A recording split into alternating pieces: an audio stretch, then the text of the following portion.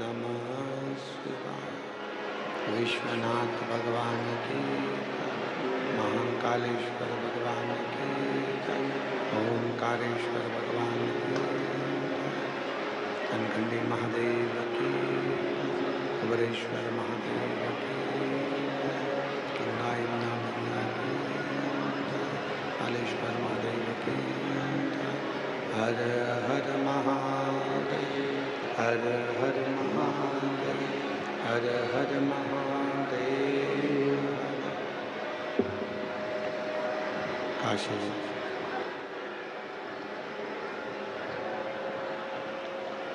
विश्वनाथ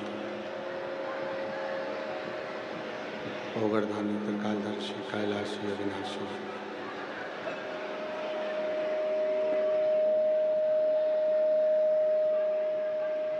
भगवान शिव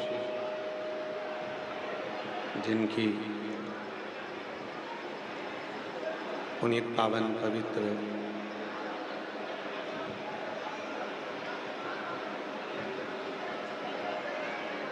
शिव महापुराण की कथा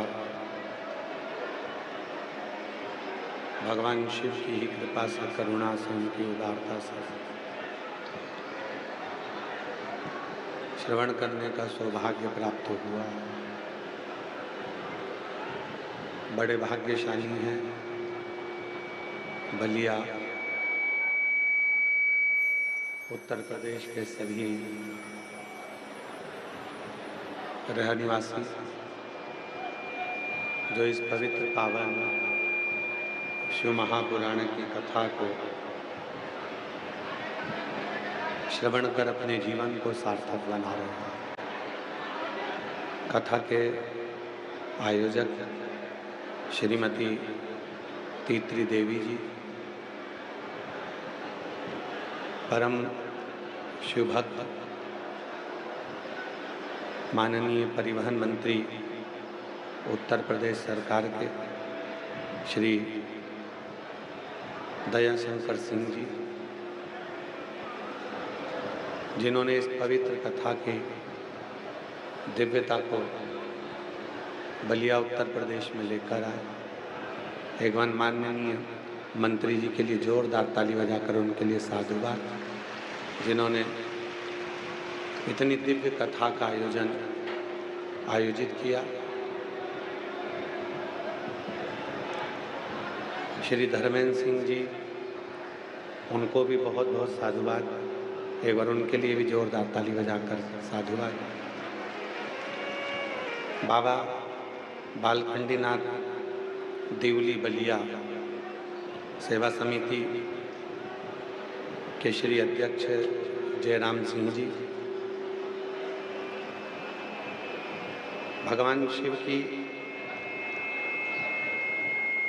ये परम कृपा परम दया, जो ये पवित्र कथा श्रवण करने का सौभाग्य मिला।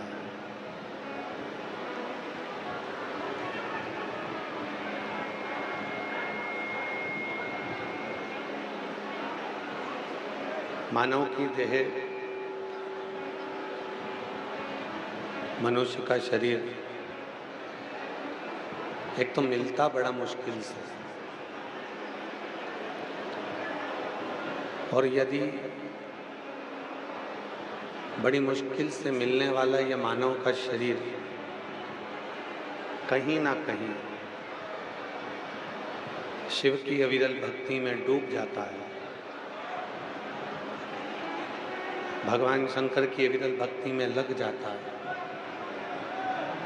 तो यह मानकर चलें कि यह शिव की ही उदारता है, शंकर की ही करुणा। एक जन्म लेना मानव देह का,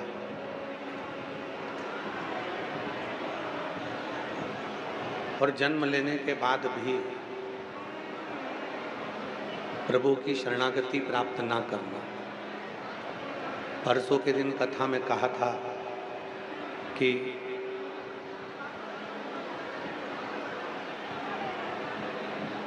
मछली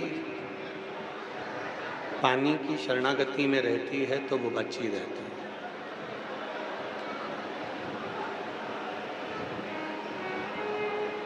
कितना भी बारिश हो, कितनी भी लहरें चलें, कितना भी जल बरसे, कितनी भी बाढ़ आए, कितना भी तूफान आए, मछली पानी की शरण में जब तक है तब तक वो बची है। और मछली जब पानी की शरण से दूर हो जाती है तो फिर वो मछली बच नहीं पाती। मछली कितनी भी बाढ़ आ जाए, कितना भी पानी गिर जाए, कितना भी तूफान आए, अगर वो पानी की शरण में है तो फिर वो बची। पर यदि वही मछली जब पानी की शरण को छोड़ देती है, वही मछली जब पानी की शरण से दूर हो जाती है तो फिर वो मर जाती है। शिव कथा कहती है, भगवान शंकर का संवाद कहता है, शिव पुराण कहती है, जैसे मछली ने पानी की शरणागति को रख रखा है तो वो बची हुई है, उसी तरह मानव का मनुष्य देह जब तक शिव की शरणागति में रहता है तब तक वो बचा रहता है, तब तक वो बचा।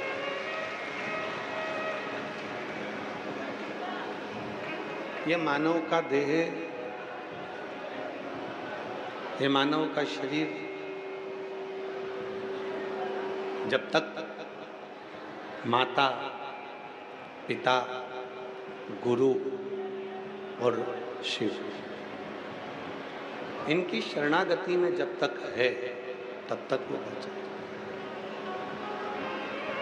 तब तक वो श्रेष्ठ है। एक माता रूपी पूंजी, एक पिता रूपी पूंजी, आवाज बढ़ाओ, ग्राउंड हो की आवाज बढ़ाओ। माता रूपी पूंजी, पिता रूपी पूंजी, गुरु रूपी पूंजी,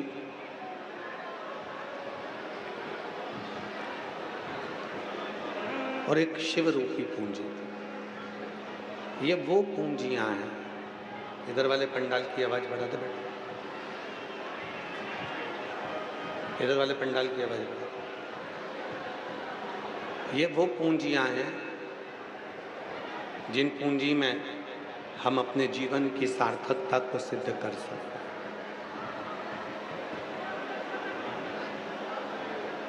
आप किसकी शरण में हैं? आप किसकी शरण में बैठे हैं? आप किसकी शरण में गए हैं?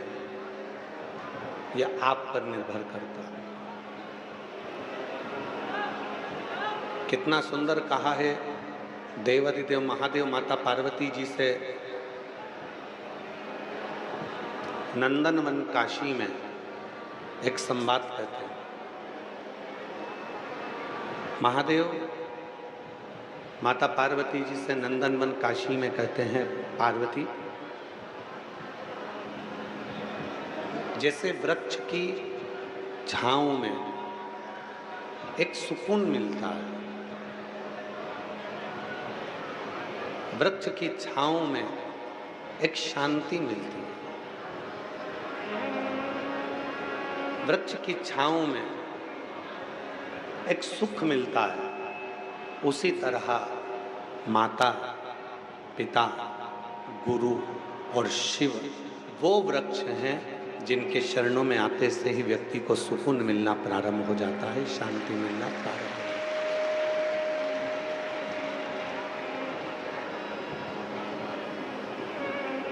ये जीवन का सबसे बड़ा सुख है, ये जीवन का सबसे बड़ा आनंद है कि हम उस महादेव की शरणागति में बैठे हैं जिन महादेव के चरणों में सभी आकर बैठते हैं। आज अधिक मास की शिवरात्रि है।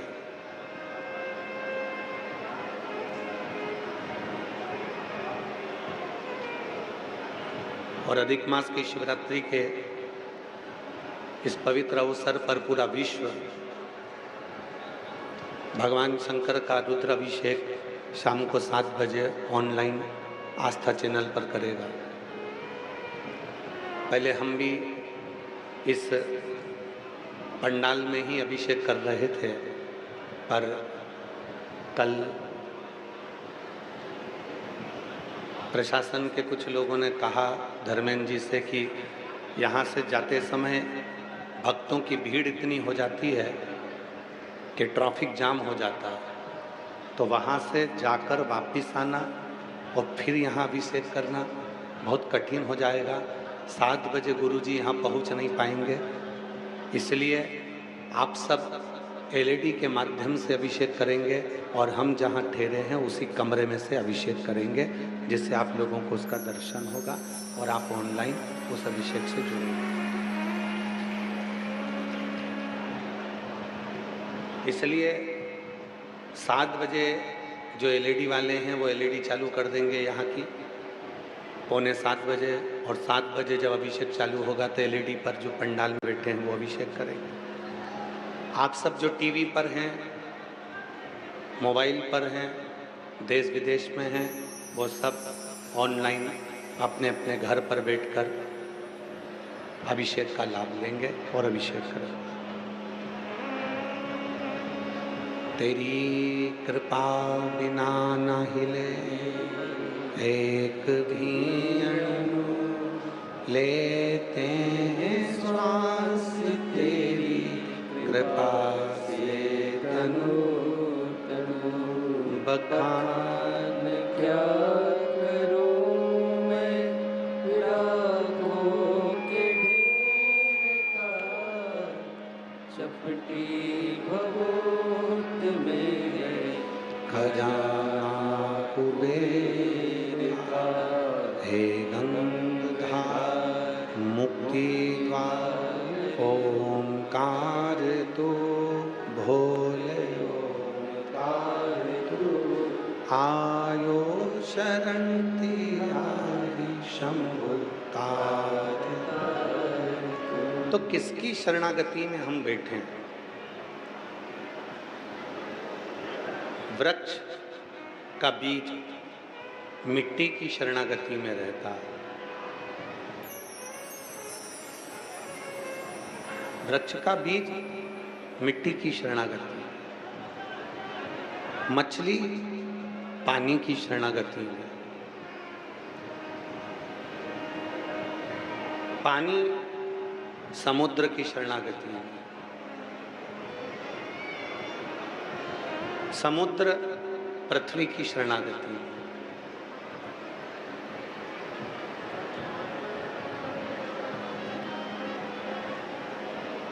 हम किसकी शरणागति में? ये मानव देह जो मिला है, मानव का शरीर मिला है, तो कहा एक माँ, दूसरा पिता, तीसरा गुरु, चौथे नंबर पर शिव। जब हम महाकाल बाबा की, भगवान शिव की, विश्वनाथ की, स्वयं बनखंडी नाथ की, स्वयं बालेश्वर महादेव की शरणागति को ग्रहण करते हैं, तो निश्चित है कि हमारे जीवन में एक सुख का अनुभव होना प्रारंभ हो जाता है, हमारे जीवन में एक आनंद का अनुभव होना प्रारंभ हो जाता है। हम किसकी शरणागति में? बाहर की आवाज़ खोलिए, प्रेशर नहीं, अंदर और बाहर दोनों। हम किसकी शरणागति में बैठे?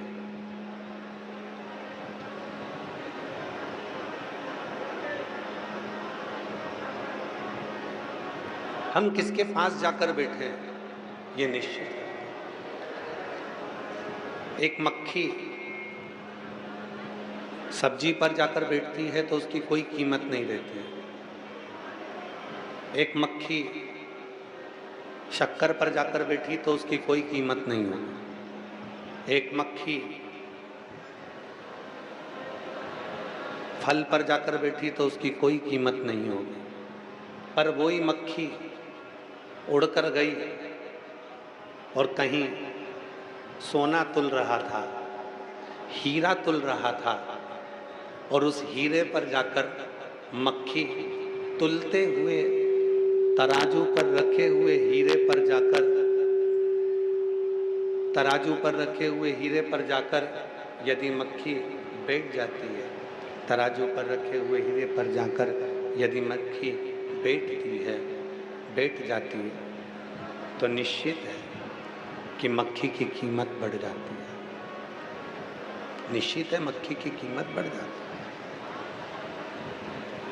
सब्जी पर बैठी कोई कीमत नहीं, फल पर बैठी कोई कीमत नहीं, किराने की दुकान पर मक्खी बैठी कोई कीमत नहीं थी। पर वही मक्खी जब हीरा तुल रहा है और हीरे पर जाकर बैठ जाती है तो मक्खी भी हीरे की कीमत की हो जाती है। उसी तरह जब हम आप शिव के चरणों में जाकर बैठ जाते हैं तो एक कीमत वाले हो जाते हैं, कीमती हो जाते हैं। कहाँ बैठे हो, किस जगह बैठे, किस स्थान पर बैठे, कहाँ बैठे, यह आपके ऊपर निर्भर करता है, यह आपके ऊपर निर्भर करता है। आप किस स्थान पर जाकर बैठे, कहाँ जाकर बैठे हो, किस स्थान पर बैठे हो, यह आपके ऊपर निर्भर करता है। चाय की दुकान पर बैठे हो, पान की दुकान पर बैठे हो, आवाज़ नहीं आ रही है, ना बाहर आ रही है ना अंदर आ रही है। जैसे कान लगा लगा के बक्से सुनोगे तो अंतर ही क्या आएगा, थोड़ा प्रेशर तो खोलो, नहीं तो एक एक बक्सा सबको दे दो, कान लगाते रहेंगे।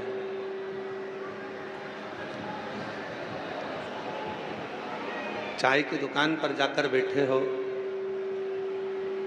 पान की दुकान पर जाकर बैठे हो, फल की दुकान पर जाकर बैठे हो, सब्जी की दुकान पर जाकर बैठे हो, किराने की दुकान पर जाकर बैठे हो, या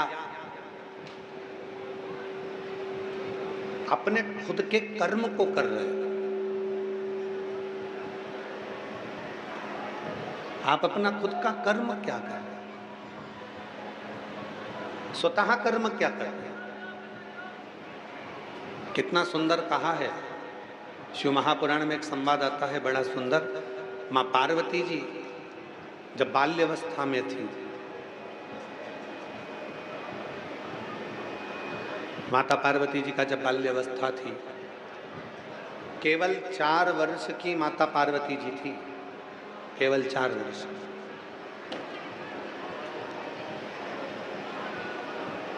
और 4 वर्ष की माता पार्वती जी एक बार भगवान देव अधिदेव महादेव का मट्टी का शिवलिंग खेल खेल में बना रही थी। पार्थिव शिवलिंग का निर्माण खेल खेल में कर रहे थे, केवल खेल खेल, खेलते खेलते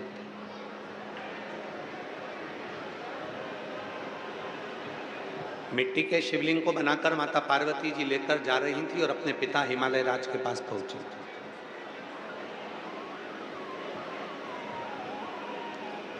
और पिता हिमालय राज के पास में जब पार्वती मैया पहुंची,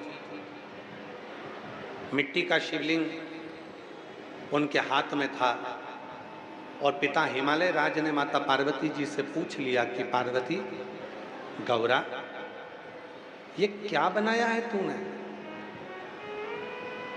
ये क्या निर्माण करा है तूने। पार्वती जी ने कहा, पिताजी मैंने वही निर्माण किया है जो संसार सागर के लोगों को उनकी मंजिल तक पहुंचाएगा, उसका निर्माण मैंने अपने हाथों से किया, उसका निर्माण।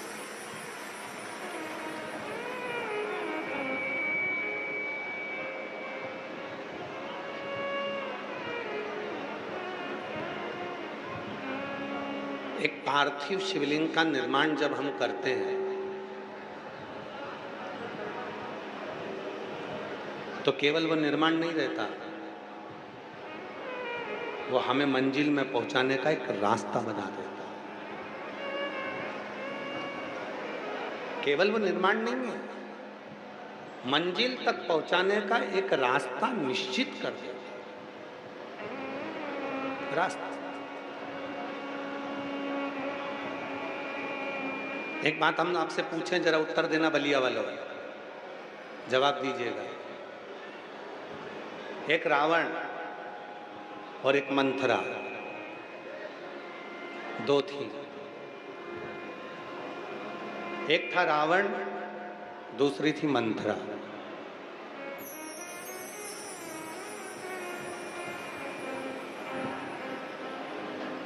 पुतला किसका जलाते हो?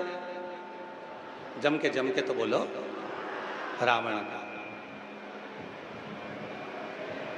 पर यदि तुम पुतला जला रहे हो रावण का, रावण को तुम हर साल मार रहे हो, पर सही मायने में तो रावण तक पहुंचने को जरूरत ही नहीं थी अगर मंथरा नहीं होती तो। रावण तक पहुंचना ही नहीं होता। रावण तक पहुंचाने वाली कौन है? जम के बोलो, मंथरा। केवल एक मंथरा ऐसी है जिसने राम जी को रावण तक पहुंचा दिया। केवल एक मंथरा ऐसी है जो राम जी को रावण तक पहुंचा देती है। केवल एक मंथरा। शंभु शंभु शंभु शंभु शंभु शंभु शंभु। रावण तक राम जी को भेजने वाली केवल मंथरा थी, केवल मंथरा। हम क्या कर रहे हैं? हर साल रावण को जला रहे हैं। आप और हम क्या कर रहे हैं? प्रत्येक वर्ष रावण का दहन करते हैं, हर साल रावण को मारते हैं। पर हम उस मंथरा को नहीं ढूंढ पाते जो हमारे घर में प्रवेश कर कर हमारे घर के लोगों को कानों में भरकर और हमारे पूरे घर को बर्बाद कर देती है और हमारे जीवन को भी बर्बाद कर देती है। उस मंथरा तक हम नहीं पहुंचे। वो मंथरा को हम और आप ढूंढ नहीं पा रहे। वो मंथरा तक हम और आप पहुंच नहीं पा रहे। वो मंथरा तक आप और हम नहीं पहुंच पा रहे। एक बार जब सही करवा दिया था, बैठ गए थे, फिर वापस वो चालू हो गए। शंभु शंभु शंभु शंभु शंभु। बढ़ाइए, बाहर का प्रेशर अंदर का प्रेशर दोनों बढ़ाइए। शंभु शंभु। हम और आप मंथरा को नहीं ढूंढ पा।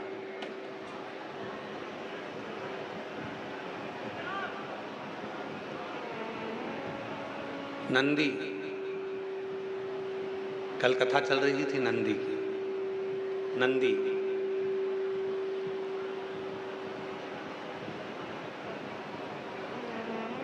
भ्रमण करने के लिए निकले।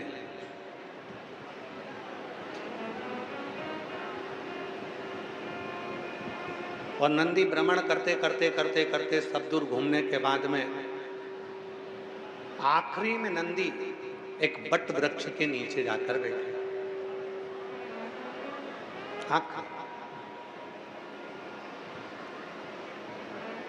जब नंदी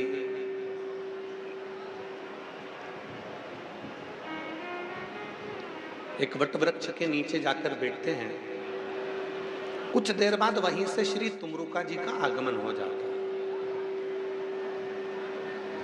तुमरुका जी जो भगवान शंकर के परम भक्त हैं, भगवान शिव के परम भक्त हैं, जिनका मुख घोड़े का लगा हुआ है, में वीणा है, करताल है और शिव नाम दिन भर 24 घंटे उनके मुख से निकलता रहता है। भगवान शंकर के नाम का उच्चारण वो करते रहते हैं, शिव नाम लेते रहते हैं। शिव नाम तुम रुका। नंदी जी बढ़ के नीचे बैठे हुए। अरे बाहर का प्रेशर बढ़ाओ भाई, आवाज़ नहीं आ रही, यहाँ की भी आवाज़ गूंज रही है। आवाज़ ये स्पीकर चल रहा है क्या? कान तो लगाओ थोड़े से। चल रहा है तो फिर आवाज़ कहाँ है? शंभु नंदी, आवाज नहीं आ रही है? इधर अंदर भी आवाज नहीं आ रही है पंडाल में। अंदर के स्पीकर ऑन खोलिए, अंदर के जितने लगे हैं, और प्रेशर खोलो अंदर का, इधर पंडालों का, तो पंडाल की आवाज ही आ जाएगी। इधर नहीं आ रहा है स्पीकर में आवाज। ये देखो पब्लिक को पूरी कोई आवाज ना जा रही है। नंदी बट वृक्ष के नीचे जाकर विराजमान,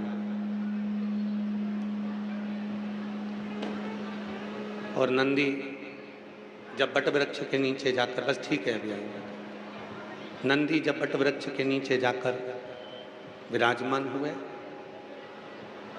तब तुमरुका जी का आगमन हुआ। शिव नाम लेते लेते लेते लेते तुमरुका जी आ रहे हैं। शिव नमः शिवाय, ओम नमः शिवाय, नमः शिवाय, नमः शिवाय।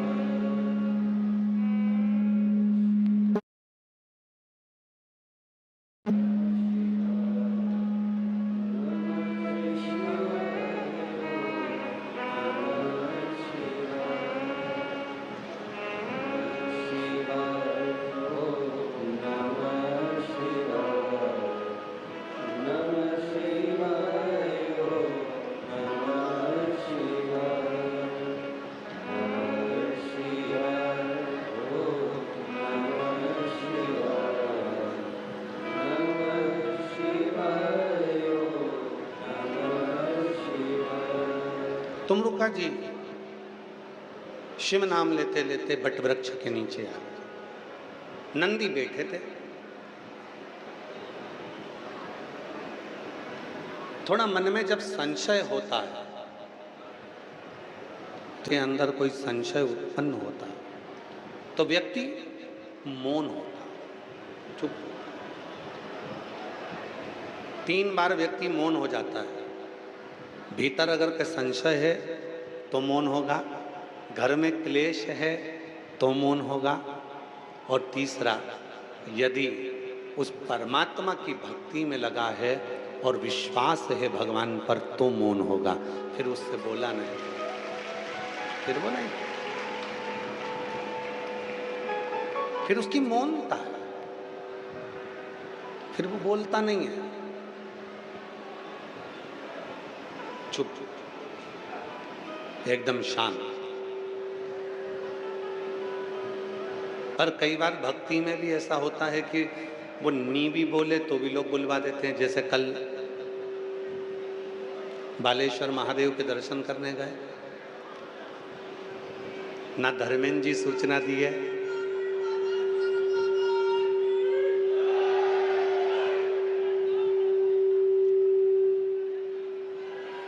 ना धर्मेंद्र जी सूचना दिए किसी को, ना हमने किसी को बोला कि हम जा रहे हैं।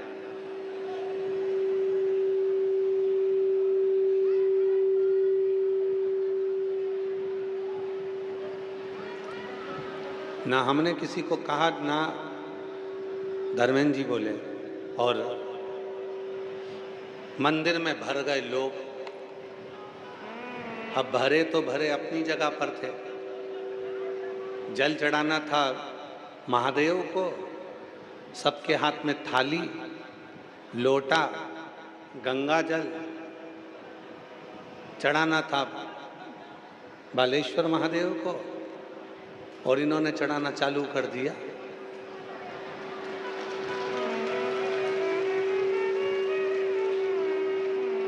महाराज, हम जाते जाते पीछे मुड़े। दरवाजे पर पहुंचने के बाद में जब पीछे मुड़कर दर्शन किया, जब पीछे मुड़कर देखा, पीछे मुड़कर जब दर्शन किया, शंभु शंभु शंभु शंभु शंभु शंभु शंभु शंभु शंभु। थोड़ा अंदर का बढ़ाओ, थोड़ा बाहर का बढ़ाओ, तो दोनों का लेवल बराबर रहेगा। शंभु शंभु। जाते जाते दर्शन किया, पीछे मुड़कर हमने भी महादेव से कहा, बारे प्रभु बड़ी गजब कृपा है तुम्हारी। शाम को गंगा जी के दर्शन करने गए थे, रात हो गई थी तो स्नान नहीं कर पाए, पर मालूम बालेश्वर बाबा ने अपने ही मंदिर में ऐसा जल चढ़वाना प्रारंभ करा कि गंगा जी का स्नान मंदिर में ही करा।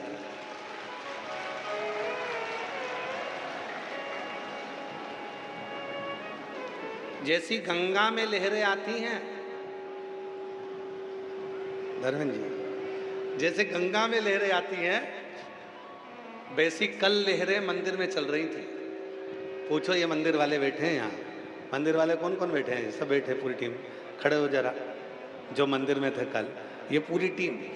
इधर से माताओं का झोंका आया, धर्मेंद्र भैया इधर, फिर उधर से माताओं का झोंका आया, धर्मेंद्र भैया इधर, और इनके साथ में हम उधर,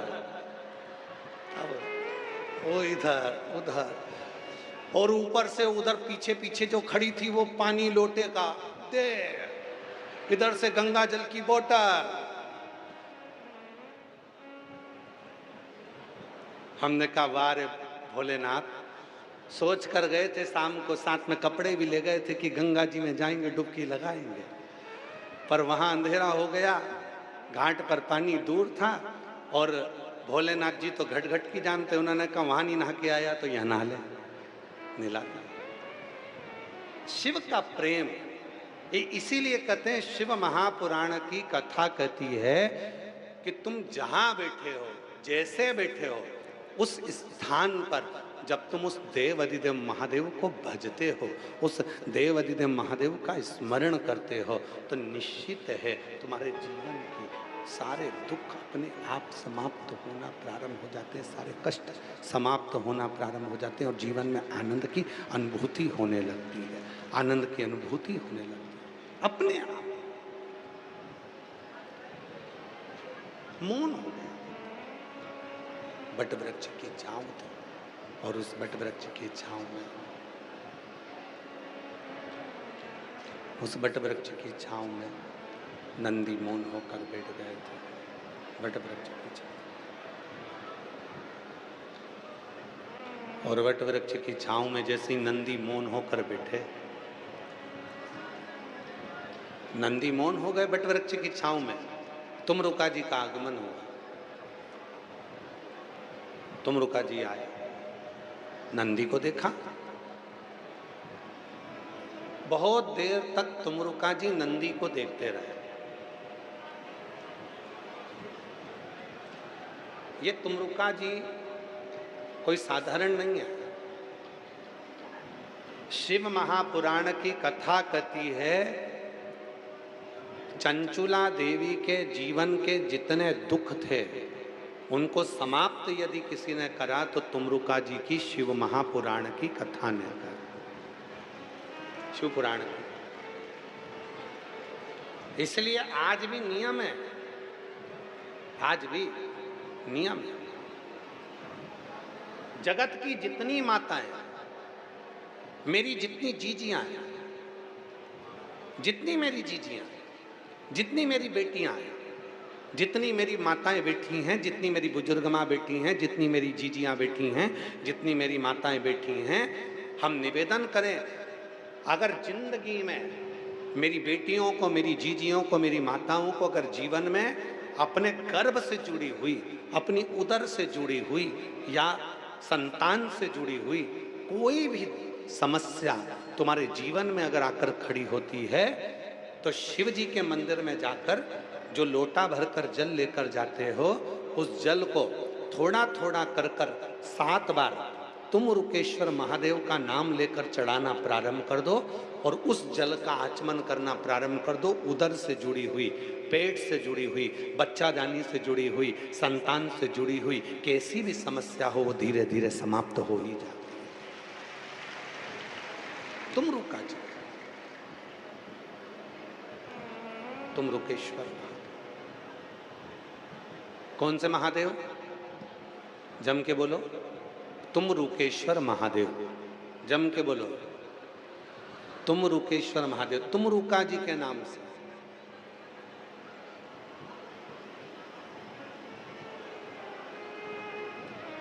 क्यों?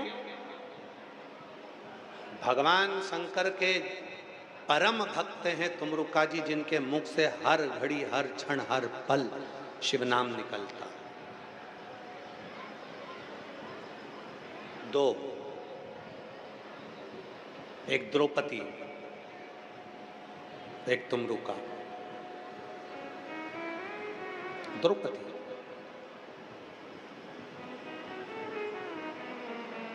एक बार हमने पहले एक बहुत सुंदर संवाद वर्णन किया था, अगर आप लोगों के स्मरण में हो तो पुनः उसका स्मरण करते हैं। भगवान कृष्ण जा रहे थे, सत्यभामा जी ने पूछ लिया, द्वारकानाथ कहाँ जा रहे हो?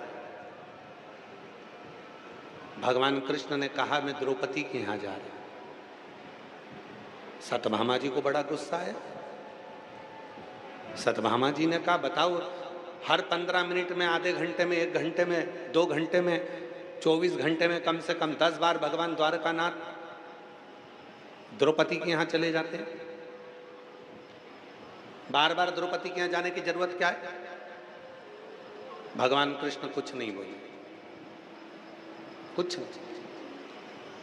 फिर रुक्मणी जी से सत्यभामा जी ने कहा कि द्वारकाधीश को हो क्या गया? जब देखो जब वो द्रौपदी के यहाँ भागकर चले जाते हैं। रुक्मणी जी ने कुछ नहीं कहा, पर भगवान कृष्ण के मन में आ गया कि सत्यभामा और रुक्मणी के मन में संशय है। ये दोनों के मन में संशय, और इनके संशय को मिटाना जरूरी है। भगवान कृष्ण चलते चलते बोले कि द्रौपदी के यहाँ मैं जा रहा हूं, क्या तुम दोनों चलती हो? इतने में रुक्मणी और सत्यभामा तो चाहती यही थी कि एक बार जाए तो सही, आखिर द्रौपदी के पास ऐसा क्या है जो भगवान द्वारकानाथ हर 24 घंटे में 10 बार द्रौपदी के यहाँ भाग कर चले जाते हैं। सत्यभामा जी और रुक्मणी जी चल दी और दोनों गई। द्रौपदी अपने सिर में तेल लगा रही थी, बाल को सवार रही थी, बाल सवार रही थी, और बाल सवारते सवारते सवारते सवारते भगवान कृष्ण पहुंच गए। भगवान कृष्ण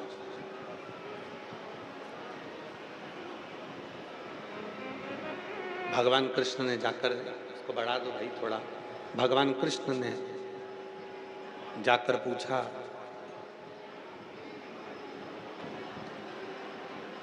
द्रौपदी से, द्रौपदी क्या कर रही है? द्रौपदी कहती है कि भैया मैं अपने केस संवार रही हूं। अच्छा, भगवान बोले कि द्रौपदी तुझे केस संवारने की क्या जरूरत है? तेरी भाभी होना ही है, केस ये संवार देंगे। सत्यभामा ने विचार करा, इससे अच्छा मौका मुझे मिलने वाला नहीं है। आज द्रौपदी से ऐसा बदला लूंगी कि पता चल जाएगा इसको कि भाभी होती कैसी, भाभी होती कैसी।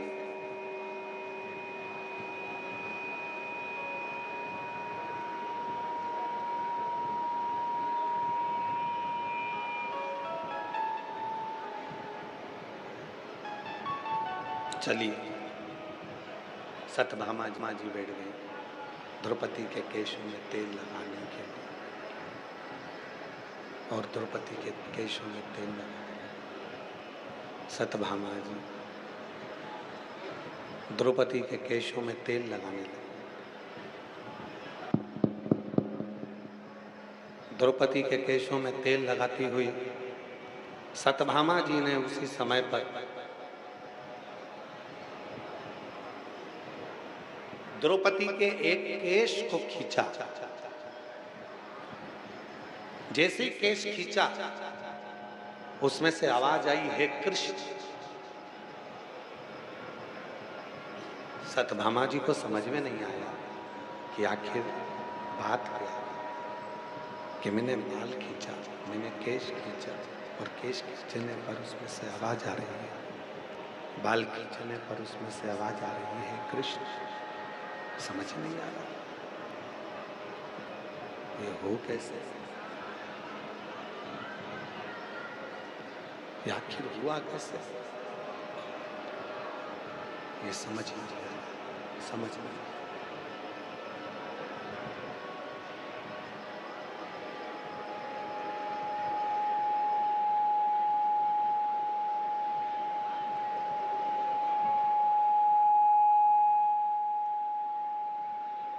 शंभो शंभो शंभो शंभो शंभो शंभो शंभो शंभो शंभो शंभो शंभो शंभो शंभो शंभो शंभो शंभो शंभो शंभो शरणे मां शंभो शंभो शंभो शंभो शंभो। नहीं आ रही आवाज? शंभो शंभो शंभो शरणे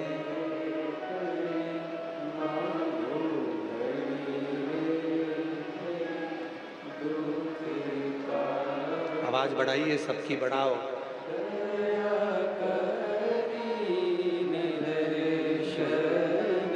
शंभो ओ शंभो शरणे मांगो घड़ी रे घड़ी दुख काटो दया करी दर्शन आपो। द्रौपदी का केश खींचा, जैसे केश खींचा, केश खींचते से उसमें से आवाज आई है कृष्ण। शंभु उसमें से आवाज आई है कृष्ण। फिर दूसरा केश खींचा, शंभु शंभु शंभु शंभु शंभु शंभु शंभु। एक बार पूरा फंक्शन बंद कर ले और फिर उसको सेट कर। शंभु सारी बटन घुमा दे एक साथ में, पूरी की पूरी, फिर इसको चालू करो।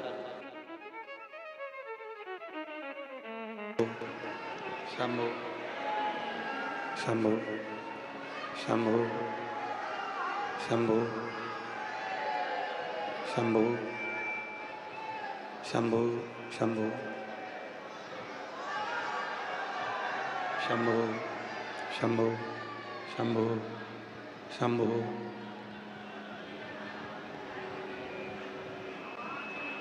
शंभु शंभु शंभु शंभु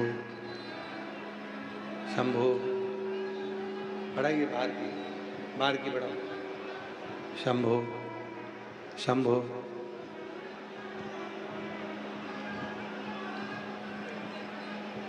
द्रौपदी का एक केश खींचा, आवाज आई है कृष्ण।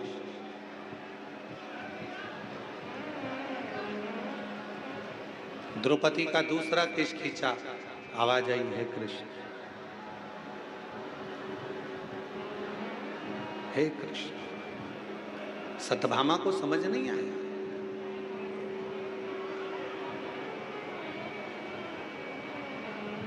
आवाज नहीं आ रही क्या अभी भी अंदर? अरे भाई, पंडाल की आवाज खोलिए। लोग 42-45 डिग्री टेम्परेचर में बैठे हैं, इतनी धूप में लोग खड़े हुए हैं। आप लोगों को साउंड पहले से सही करना चाहिए। शंभो शंभो।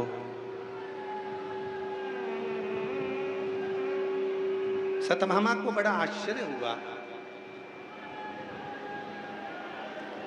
कि द्रौपदी के जितने केश खींचे जाते हैं उसमें से आवाज आती है कृष्ण।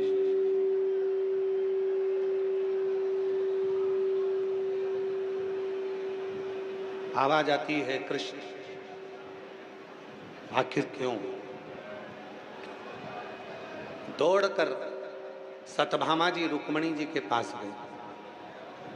रुक्मणी जी से कहा कि मैंने द्रौपदी का केश खींचा था और उसमें से आवाज आई है कृष्ण।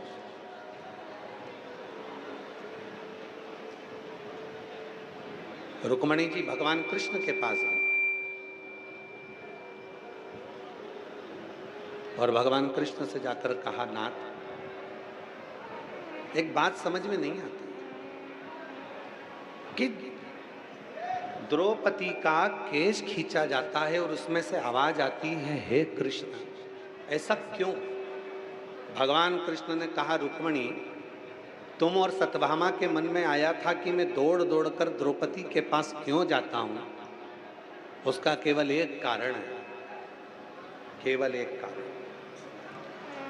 ये मानव के शरीर में जो 3.5 करोड़ रोम छिद्र हैं, ये मानव के शरीर में, ये मानव के देह में जो 3.5 करोड़ रोम छिद्र हैं,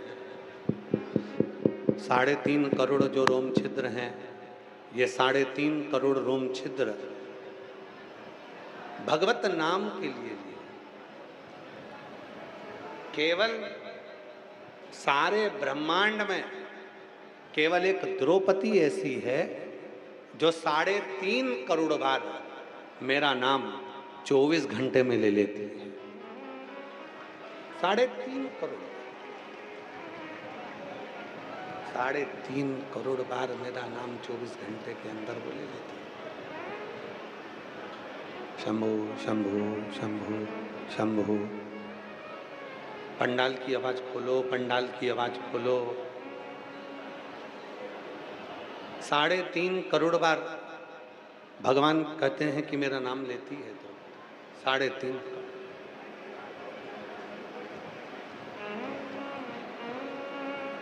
और शंभु शरण पड़े मांगो घड़ी रे घड़ी, दुख काटो दया करी दर्शन आपो।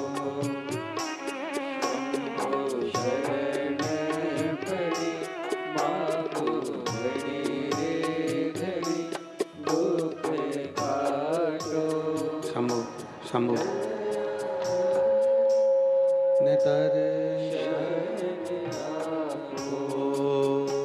शंभु शरण मांगो घड़ी रे घड़ी, दुख काटो दया करीन दर्शन आपो।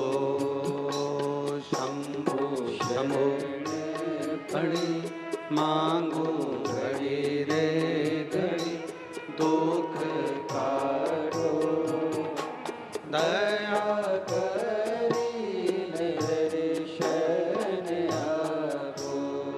ये केवल एक है द्रौपदी, पूरे ब्रह्मांड में केवल एक अकेली है द्रौपदी, जो 3.5 करोड़ बार मेरे नाम का जाप कर लेती है। 3.5 करोड़, इसके सिवाय कोई नहीं।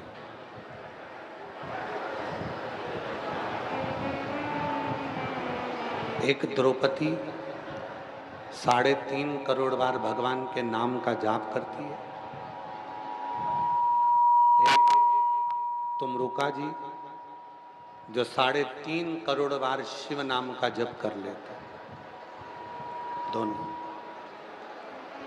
एक द्रौपदी 3.5 करोड़ बार भगवान शंकर के नाम का जप करते। एक तुमरुका जी 3.5 करोड़ बार भगवान शंकर के नाम का जप करते, भगवान शिव के नाम का जप करते। 3.5।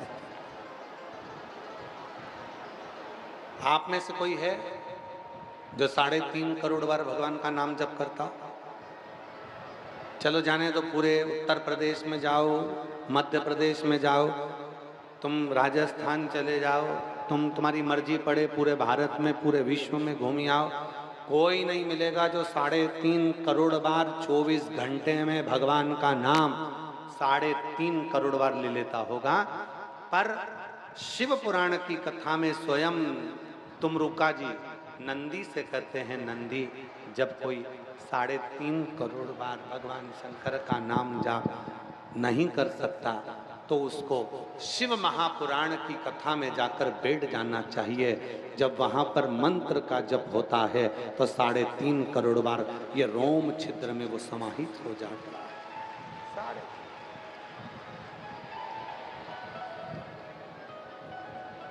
लोग कहते हैं कि गुरुजी आखिर शिव पुराण में आने के बाद में, भगवान शंकर की कथा में आने के बाद में लोगों का कार्य सफल क्यों हो जाता है? कथा में आने के बाद में कई लोग जो आते हैं उनका कार्य सफल क्यों हो जाता है? क्या कारण है? उसका केवल एक कारण है, आप और हम बैठकर जब भगवान शिव का नाम लेते हैं, श्री शिवाय नमस्तुभ्यं, अब ये 4 से 5 लाख लोग जो कथा को श्रवण कर रहे हैं, 5 लाख लोगों के मुख से एक साथ श्री शिवाय नमस्तुभ्यं जब निकलना और एक मंत्र का जब उच्चारण हम और आप करते हैं तो वो आपस में टकराता है, मंत्र बिखरता है और वो हमारे ये 3.5 करोड़ रोम छिद्र में से समाहित होकर हमारे जीवन के सारे संचित पापों को समाप्त कर देता है और हमें शिव की शरणागति दे देता है। शिव की शरणागति, संचित पाप।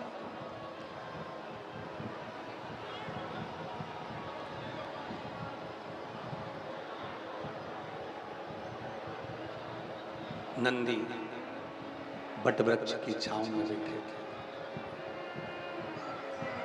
और नंदी बट वृक्ष की छांव में बैठे वहीं तुमरुका जी का आगमन हो गया। तुमरुका जी, क्या बात है नंदी, क्या हुआ? नंदी ने कहा कि मेरे मन में थोड़ा सा संशय है, मेरे उस संशय को समाप्त कर दिया।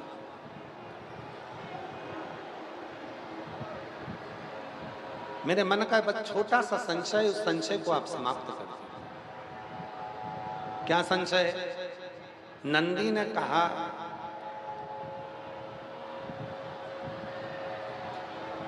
संशय केवल इतना सा है, संशय केवल इसी बात का है कि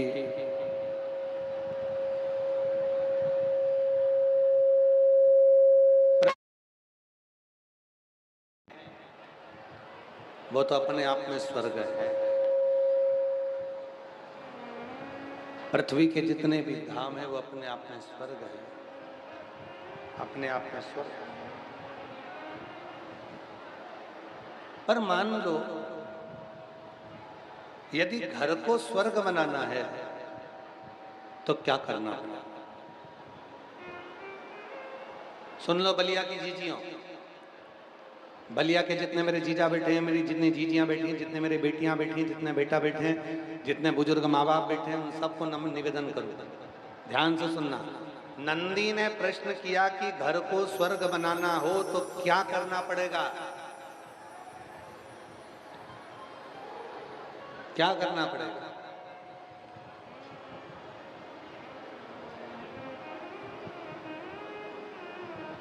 तुमरुका जी ने जो जवाब दिया उसको सुनिएगा। तुमरुका जी ने जवाब दिया कि अगर घर को स्वर्ग बनाना है तो केवल 2 चीजों का स्मरण करिए। 2 चीज। पहला, पुरुष कानों को बंद कर ले और घर में रहने वाली स्त्री अपने मुख को बंद कर ले तो घर पूरा स्वर्ग बन जाए। पूरा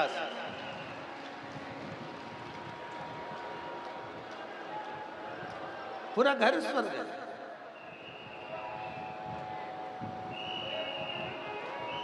शिव करुणा सागर है और जब भगवान शंकर करुणा सागर है, नंदी से भगवान तुमरुका जी कहते हैं कि शिव को पहचानने के लिए, भगवान शंकर को जानने के लिए, पहचानने के लिए, शिव को जानने के लिए बहुत दूर नहीं जाना पड़ता। शिव को जानने के लिए अपने भीतर के एक विश्वास को, एक आनंद को पहचानना। शंभो शंभो शंभो।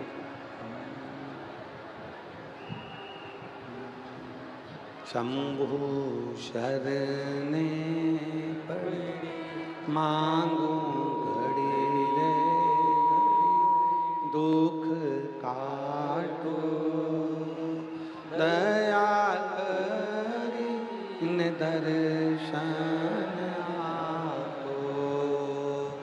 शंभो शरणे पड़ी मांगू घड़ी रे घड़ी, दुख काटो, दया करी न दर्शन आपो।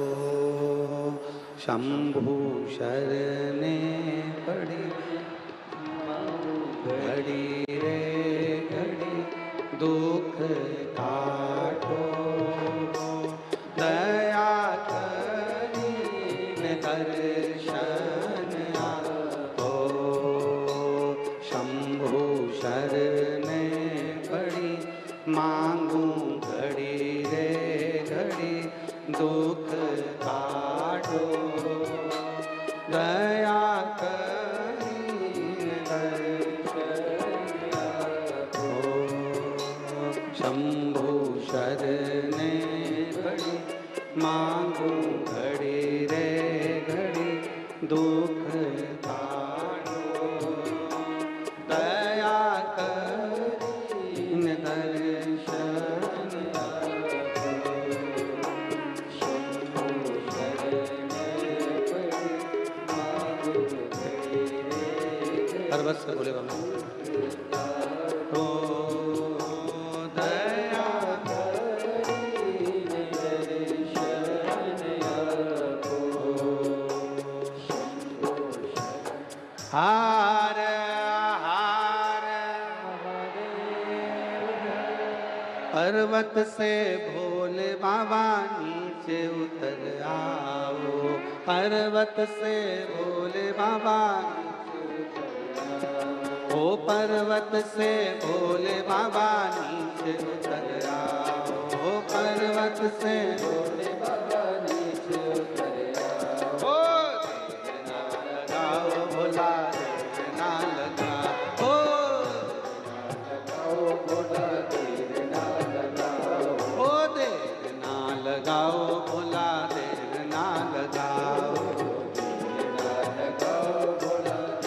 ना लगाओ, पर्वत से भोले बाबा नीचे उतर आओ, पर्वत से भोले बाबा नीचे उतर आओ, पर्वत से भोले बाबा नीचे उतर आओ, पर्वत से भोले बाबा नीचे उतर आओ। देर ना लगाओ भोला, देर ना लगाओ, देर ना लगाओ भोला, देर ना लगाओ,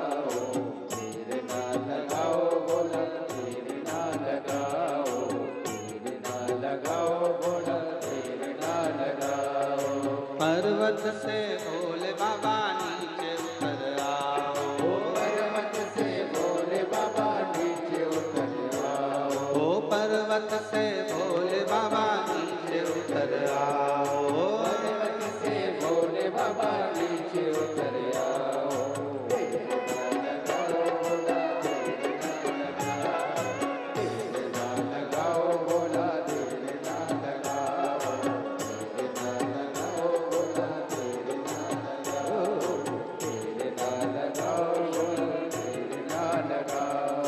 भोले के लाल मैंने भोजन बनाया, भोले के लाल मैंने भोजन बनाया, भोले के लाल मैंने भोजन मंगाया, भोले के लाल मैंने भोजन मंगाया। ओ जल्दी से आओ भोला, देर ना लगाओ, आओ भोला, देर ना लगाओ, ओ जल्दी से आओ भोला, देर ना लगाओ, जल्दी से आओ भोला, देर ना लगाओ। ओ पर्वत से भोले बाबा नीचे उतर आओ, पर्वत से भोले बाबा नीचे उतर आओ, ओ पर्वत से भोले बाबा नीचे उतर आओ, पर्वत से भोले बाबा नीचे उतर आओ। ओ देर ना लगाओ भोला,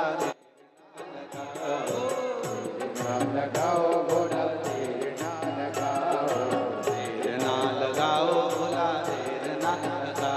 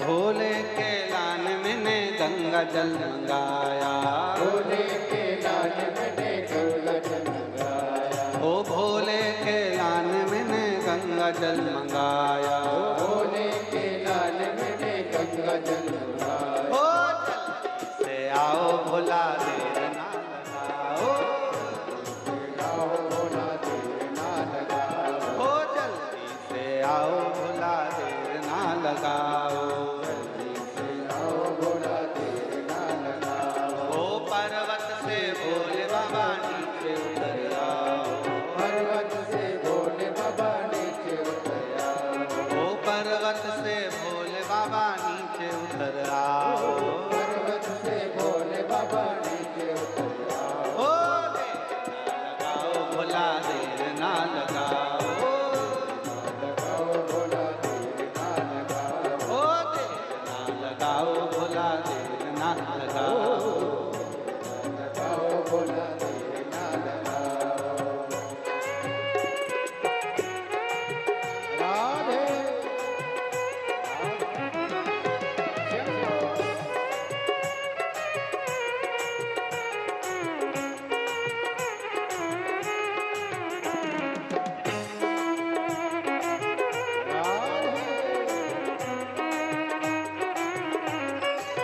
बड़े प्रेम से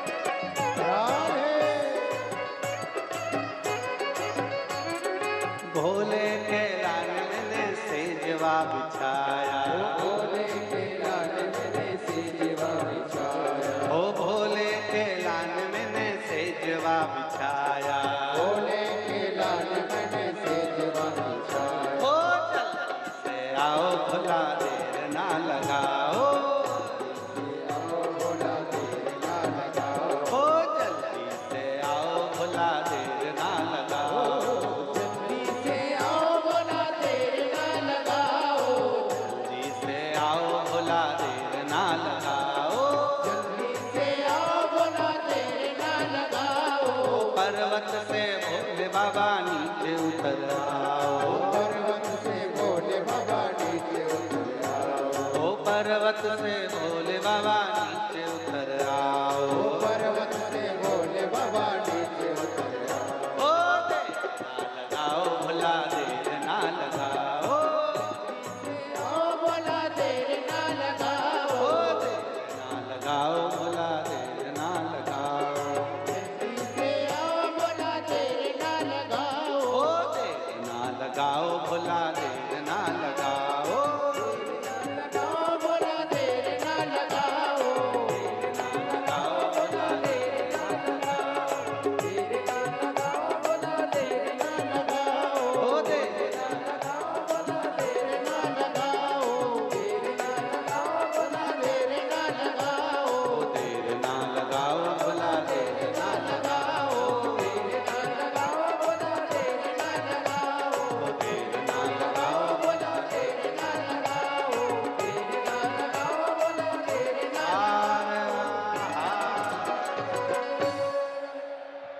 अपने स्थान पर बैठकर भगवान देव अधिदेव महादेव से अपने मन की बात करें, प्रार्थना करें, निवेदन करें, विनय करें, बाबा को मन का भाव कहें, हृदय से प्रार्थना करें, विनय करें, बड़े भाव से। ये कथा 15 जून तक चलेगी। कल कथा की शिवरात्रि रहेगी।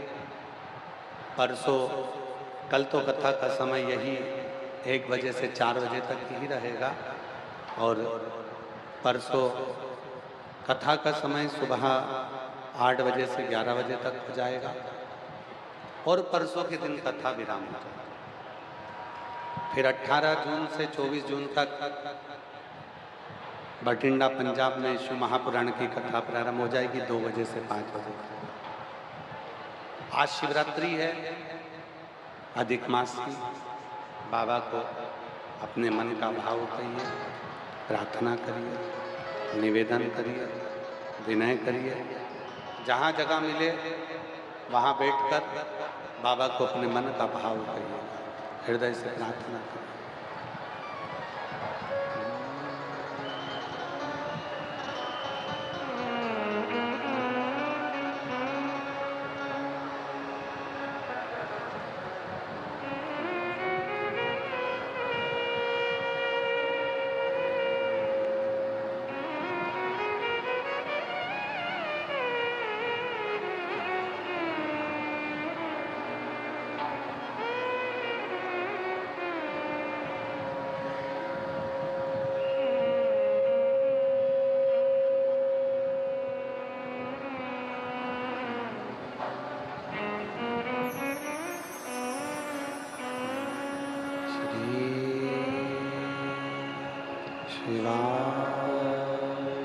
नमस्तु श्री शिवाय नमस्तु श्री शिवाय नमस्तु श्री शिवाय नमस्तु श्री नमस्तु भोला सब दुख काटो हमारा, ओ भोला सब दुख काटो हमारा। शिव शंकर जपो तेरी माला, भोले बाबा जपो तेरी